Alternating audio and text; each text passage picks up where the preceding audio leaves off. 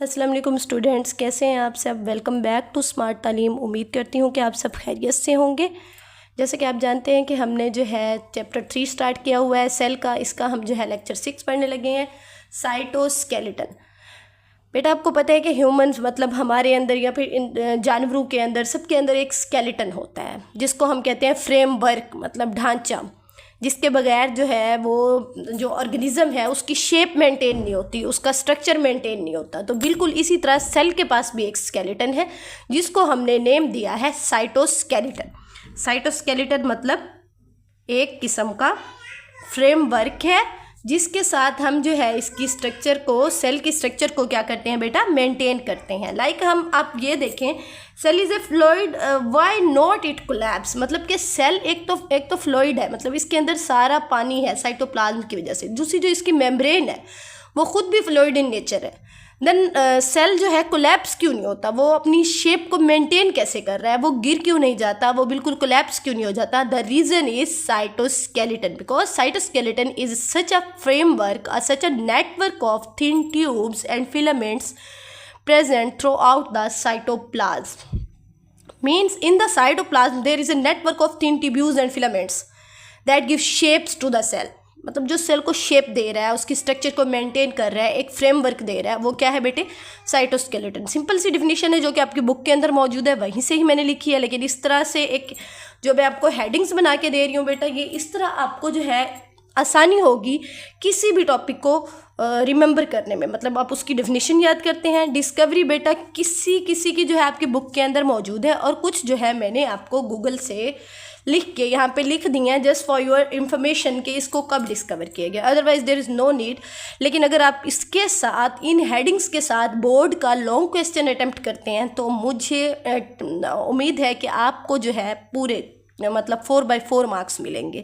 और साथ में आप डायग्राम भी बना देते हैं, then no one can cut your marks. आप कोई बंदा भी आपके मार्क्स नहीं कट करेगा, सिर्फ आपने ये हेडिंग्स जो है दे देनी है। आपका लॉन्ग क्वेश्चन बहुत बाज जो है ना बुक के अंदर इतने शॉर्ट में लिखे हुए हैं कि अगर आप उसको एज इट इज़ बुक तो बुक लिख भी आते हैं बट फिर भी आपको नंबर पूरे नहीं मिल रहे होते। रीज़न इज़ दैट कि लॉन्ग क्वेश्चन की जो कैटेगरी होती है उस पर वो चीज़ पूरी नहीं उतर रही होती। तो बेटा अगर आप ये हेडिंग्स, डेफिनेशन है, डिस्कवरी है, कंपोजिशन है, उसके बाद उसकी स्ट्रक्चर है, उसके फंक्शन है, ये ऑर्गेनेली, हर ऑर्गेनेली के अंदर ये 5 चीज़ें अगर आप दे देते हैं ना तो 4/4 तो आप लाजमी लेके आएंगे। ओके, डिस्कशन बहुत लॉन्ग हो रही है। तो इसकी डिस्कवरी जो है फर्स्ट टाइम इसको कोल्डजॉफ ने 1928 में डिस्कवर किया था, बट लेटर जो है कोहन ने 1977 में इसको कंफर्म किया था। मतलब एक चीज़ का डिस्कवर होना एक अलग बात होती है, उसकी कंफर्मेशन होना एक अलग बात है। मतलब आपने डिस्कवर कर दिया, इट्स नॉट एनफ कि आपने डिस्कवर कर दिया, नो इट्स नॉट एनफ, जब तक कि कोई दूसरा साइंटिस्ट उसको कंफर्म नहीं करेगा। बेटा जो मैंने आपको फर्स्ट चैप्टर के अंदर साइंटिफिक मेथड पढ़ाया है, यहाँ पे ये वही चीज़ चल रही है कि एक बंदे ने कह दिया कि हमने डिस्कवर कर लिया कि, और दूसरे लोग उस पर यकीन तो कर लेंगे लेकिन उस वक्त तक उस चीज़ को जो है मतलब एक प्रॉपर माना नहीं जाएगा जब तक कोई दूसरा उस चीज़ को ऑब्जर्व ना कर ले। ठीक है, तो फिर 1977 ने कोहन ने इसको कंफर्म किया। कंपोजिशन इसकी ये है बेटा, ये जैसे पहले भी मैंने बताया थिन ट्यूब्स हैं और फिलामेंट्स हैं, तो ये फाइबर्स और प्रोटीन्स के साथ बना होता है। प्रोटीन्स बहुत सी हैं, एक्टिन है, ट्यूबलिन है, कैराटिन है, मायोसिन है, वाइमेंटिन है, ये आपकी बुक के अंदर लिखी हुई है, मायोसिन भी है। मतलब हर डिफरेंट जो है फिलामेंट्स डिफरेंट किस्म की प्रोटीन्स के साथ मिलके बने होते हैं। अच्छा, कंपोनेंट प्रोटीन्स जो हैं या आप इसको कह सकते हैं साइटोस्केलेटन के कंपोनेंट क्या है, माइक्रोट्यूब्यूल्स एंड आगे क्या है, फिलामेंट्स। जो फिलामेंट्स हैं वो फर्दर 2 पोर्शन में डिवाइडेड है, माइक्रो फिलामेंट्स, इंटरमीडिएट फिलामेंट्स। अब आपकी बुक के अंदर जो कंपोनेंट है वो इस तरह से लिखे हुए हैं, फर्स्ट पे आपके पास है microtubules, second microfilaments and third one is intermediate filaments. ठीक है, वैसे 2 कंपोनेंट है, एक फिलामेंट फॉर्म में है और एक टिब्यूल्स फॉर्म में है। ये मैंने डायग्राम यहाँ पे बनाई है, ये टिब्यूल्स का ये इस तरह से है और ये फिलामेंट्स की इस तरह से डायग्राम है। नेक्स्ट ओके, मूव ऑन करते हैं इसकी माइक्रोट्यूब्यूल्स की तरफ। मतलब आप ये समझें कि हम अब इसकी जो हेडिंग है वो हेडिंग नंबर 4 की तरफ आ गए हैं, स्ट्रक्चर। ठीक है, 4th इसकी हेडिंग है स्ट्रक्चर। स्ट्रक्चर में आपके पास माइक्रोट्यूब्यूल, माइक्रोफिलामेंट और इंटरमीडिएट फिलामेंट्स कि स्ट्रक्चर भी है, इनके फंक्शन भी साथ के साथ है। माइक्रोट्यूब्यूल्स जो है होलो ट्यूब्यूल्स हैं मेड अप ऑफ ट्यूबुलन। बेटा होलो का मतलब होता है खाली या खोखली। जैसे कि पीछे भी मैंने आपको दिखाया है, ये इस तरह की ट्यूब्यूल्स हैं। ऊपर यहाँ ट्यूबुलन प्रोटीन है, जैसे ये एक सिलेंडर होता है ना, मतलब आर पार आप इसको देख सकते हैं, अंदर से ये बिल्कुल खाली हैं और खोखली हैं। ये साथ आपको फिगर शो हो रही है बेटा, इस फिगर पे आप देखेंगे कि ऊपर से तो वो ट्यूबुलन की लेयर के साथ कवर्ड है, बट दोनों तरफ से फर्स्ट और उसका जो लास्ट एंड है, कॉर्नर वाले एंड्स हैं, वहाँ से आप देख सकते हैं कि बिल्कुल अंदर से खोखली है। तो माइक्रोट्यूब्यूल का बेटा फंक्शन क्या है? माइक्रोट्यूब्यूल जो है इन्वॉल्व है इन फॉर्मिंग स्ट्रक्चर्स जैसे कि सीलिया, फ्लैजेला, माइटोटिक स्पिंडल, जो कि माइटोसिस में जो है ना काम आते हैं, ये माइटोसिस करने के काम आते हैं। ये भी साथ आपको यहाँ पे फिगर दिखाई जा रही है माइक्रोट्यूब्यूल्स की, कि ये सीलिया बना रहे हैं, फ्लैजेला भी बनाते हैं, माइटोटिक स्पिंडल बनाते हैं। इसके अलावा सेल की शेप को मेंटेन करते हैं। Hold organelle in place, organelles को उनकी प्लेस पे भी रखते हैं और उनको जो है एक जगह से दूसरी जगह जाने में भी मदद करते हैं, जो बुक में मेंशन नहीं है, so I have not mention in this. Okay, next one is microfilaments. Microfilaments, fine filaments as compared to microtubules. Microtubules के मुकाबले में ये थोड़े फाइन होते हैं, मतलब थोड़े ज़्यादा थिन होते हैं या उनसे अच्छी फॉर्म में होते हैं, वो थोड़े हैवी फॉर्म में होते हैं। तो ये एक्टिन के साथ बने होते हैं। कौन सी प्रोटीन? ये आपसे MCQs भी आ सकता है इंपॉर्टेंट, या फिर शॉर्ट में भी पूछा जा सकता है कि माइक्रोट्यूब्यूल और माइक्रोफिलामेंट्स में कौन सी प्रोटीन है। तो ट्यूब्यूल्स टी से जाहिर रखिएगा, ट्यूबुलन, फिलामेंट्स के अंदर होती है एक्टिन। फंक्शन बेटा इसके हैं help in cell movements, cell की मूवमेंट के अंदर हेल्प करते हैं। सेल की मूवमेंट कैसे होगी? क्रॉलिंग ऑफ WBC, मतलब वाइट ब्लड सेल एक जगह से दूसरी जगह, और कंट्रैक्शन ऑफ मसल, एक जगह से दूसरी जगह क्यों जाते हैं वाइट ब्लड सेल? बेटा अगर आपके कोई चोट लग गई है या आपको ज़ख्म हो गया है तो उस जगह को मतलब भरने में या हील करने के लिए सबसे पहले भाग के वहाँ पे WBC जाएंगे और उनको हेल्प कौन करेंगे? Microfilaments. Next one is okay, साथ में आपको इसकी फिगर नज़र आ रही है माइक्रोफिलामेंट्स की, इसको देखें। ये जो है ऊपर ये आपको जो नज़र आ रही है ये एक्टिन फिलामेंट है इसके, और बाकी ये माइक्रोफिलामेंट्स आपको नज़र आ रहे हैं। Okay, intermediate filaments variety of proteins made this. देखो तीनों के तीनों फिलामेंट्स जो है एक दूसरे से मुख्तलिफ है। जो पहला है उसको ट्यूबुलन ने बनाया, दूसरे को एक्टिन ने बनाया, तीसरे को जो है वैरायटी ने बनाया। वैरायटी कैसे? एक कैरेटिन हो गई, न्यूरोफिलामेंट हो गई, डेस्टमिन हो गई, क्या नाम था इसका पीछे, हाँ वाइमेंटिन हो गई। वाइमेंटिन भी ये जो है इंटरमीडिएट फिलामेंट्स के अंदर आती है।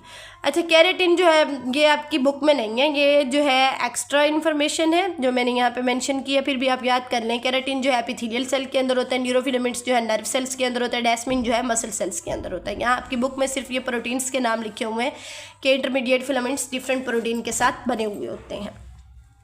अच्छा बेटे, इसके फंक्शन क्या है? इंटरमीडिएट फिलामेंट्स के anchor cell nucleus and other organelle, मतलब ये सेल के जितने भी ऑर्गेनेली हैं उनको एंकर करके रखता है, मतलब कि एक ही जगह पे कॉन्सिस्ट रखता है। फॉर एग्जांपल, अगर फिलामेंट्स को हटा दिया जाए साइटोस्केलेटन से तो सेल का पूरा स्ट्रक्चर जो इस तरह से आपको नज़र आ रहा है ये कोलैप्स हो जाए, ऐसे नीचे ही गिर जाए। तो यहाँ न्यूक्लियस दरमियान में होना लाजमी है सेल के अंदर, एनिमल सेल के अंदर। तो ये इसका क्या फंक्शन है कि ये एंकर करता है, इसको इधर उधर हटने से बचाता है और उसकी पोजीशन वही मेंटेन करता है। इस तरह डिफरेंट जो दूसरे ऑर्गेनेलीज हैं, माइटोकॉन्ड्रियन है, राइबोसोम्स है, रफ एंडोप्लाज्मिक रेटिकुलम है, स्मूथ एंडोप्लाज्मिक रेटिकुलम है, गोल्जी वेसिकल है। आई नो कि ये फ्लोटिंग है, ये सारे अपनी जगह तब्दील करते रहते हैं, लेकिन वो भी क्या कहते हैं आपको, साइटोस्केलेटन की वजह से। अगर उनको जगह तब्दील करनी है या जिस जगह उनकी ज़रूरत है वहाँ पे उनको साइटोस्केलेटन का फ्रेमवर्क ही लेके जाता है, उनको हेल्प आउट करता है, जैसे कि माइक्रोट्यूब्यूल्स हेल्प आउट कर रहे हैं उनको एक जगह से दूसरी जगह जाने में। इसी तरह ये चीज़ ज़रूरी है कि anchor cell nucleus and other organelles, यानी उनको एंकर रखा जाए, उनको काबू में रखा जाए, उनको जोड़े रखा जाए, जब ज़रूरत हो सिर्फ तब उनको जो है जाने दिया जाए या ढील दी जाए।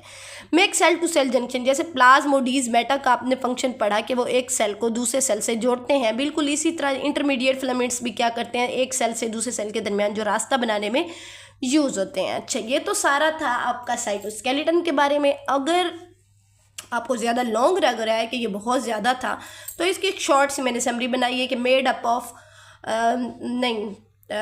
Cytoskeleton such a thin and thick fibers made up of microtubules and microfilaments. No, sorry, filaments, only filaments. Filaments में फिर more than microfilaments और intermediate filaments. इसके function वैसे तो हमने फंक्शन जो है पीछे माइक्रोट्यूब्यूल, माइक्रोफिलामेंट्स और इंटरमीडिएट फिलामेंट्स के पढ़े हैं, लेकिन यहाँ पे हम ओवरऑल फंक्शन इसके देखें। अगर आपसे कहा जाए कि बेटा आप साइटोस्केलेटन के फंक्शन लिखें, then you have to write these 4 functions. You don't need to write microtubules में ये फंक्शन, माइक्रोफिलामेंट में ये फंक्शन, इंटरमीडिएट में ये फंक्शन, उन सब की हेडिंग्स देने की ज़रूरत नहीं है। There is a summary. Function physical support to cell, जाहिर बात है सेल को सपोर्ट दे रहे हैं, अदरवाइज आपको मैंने दिखाया है कि सेल इस तरह कोलैप्स होकर नीचे गिर जाए। Move and change cell shape, cell एक जगह से दूसरी जगह जा रहा है या वो अपनी शेप चेंज कर रहा है, this is all due to cytoskeleton. Movement of organelles, yes, if organelles are moving from one place of cell to the other place of cell, this is all due to cytoskeleton, especially microtubules.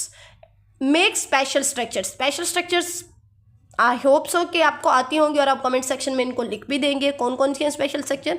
सीलिया हो गए, flagella हो गए जो कि microtubules बना रहे थे, और इसके अलावा जो है माइटोटिक स्पिंडल्स हो गए, ठीक है। ये सारी इसकी स्पेशल स्ट्रक्चर। ओके, यहाँ पे आपको डिटेल इसकी जो है फिगर दिखाई जा रही है इंटरमीडिएट फिलामेंट्स की, उसको भी देखें, और साथ में ये जो है आपको साइटोस्केलेटन की कंप्लीट फिगर दिखाई जा रही है जिसमें आपको शो किया जा रहा है। इसके अलावा different cell, animal cell, plant cell के अंदर ये किस तरह से हैं, ये डिफरेंट आपको यहाँ पे फिगर्स शो हो रही हैं। इन फिगर्स के अंदर आप देखें।